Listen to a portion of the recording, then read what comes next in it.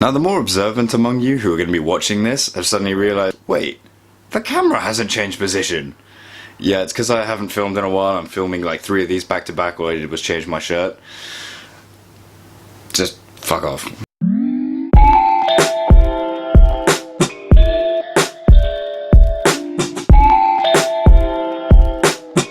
Yeah, the reason for that is because I filmed 3 of these back to back, which is why my voice has been kind of screwed up the whole time.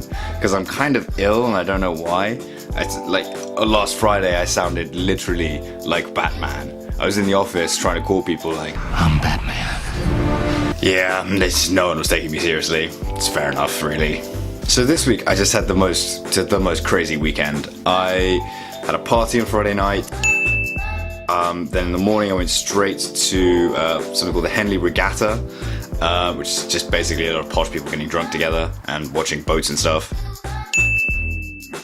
And then on the Saturday night, went to a friend's birthday party, got to see all my fencing friends, was amazing.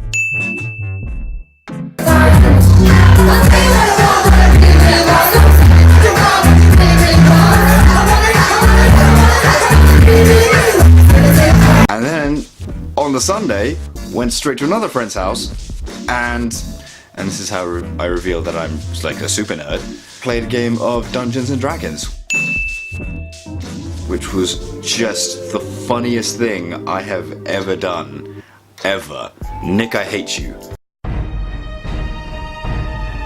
Henley was a really interesting thing to go to. I've never been to anything quite like it, and I was there with all my old uni friends. Tell you to go skulk around.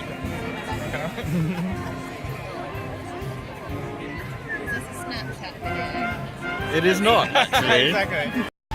And the whole time we were there, they kept on mentioning that I should move on from university. I should, not really talk as much to people who are still at university, because I've only just graduated. I graduated in January and it's now, July. That I should move on, that I should, get on with my life. I'm at a very different stage compared to a lot of my friends back there.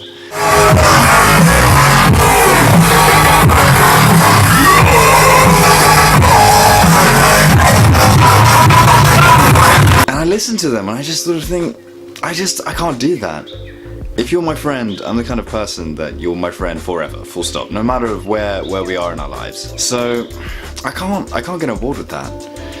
And yeah, it can be tough, but I think it's worth it in the end. If you have friends who are different parts of their lives, it just enhances your life and your perspective, being able to bounce ideas off them and tell them where you're at, and they can give you interesting responses that people who are at your stage maybe wouldn't give.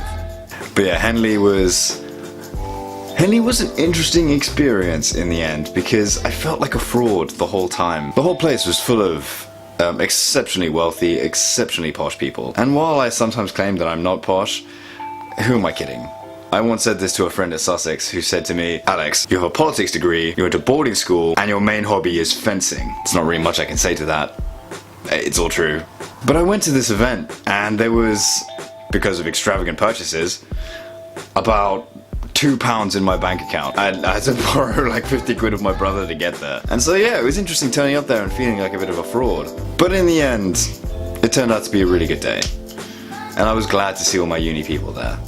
It's a shame that we just don't get to see each other enough, even though we all work in London. And this is one of the other things that I'm learning from working now, that there is a trade-off between time and money. You can't have both. You just cannot have both. It is not a thing that is possible. So you have to pick and choose, and you have to make sacrifices. And I'm finding that really difficult.